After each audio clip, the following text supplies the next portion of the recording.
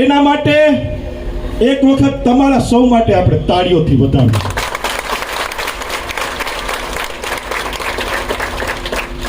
સાથીઓ, આજે અહીંયા મોટી સંખ્યામાં અંજારના જે નગરજનો ઉપસ્થિત છે એ જ દર્શાવે છે કે આ સમસ્યા કેટલી ગંભીર અને કેટલી મોટી છે.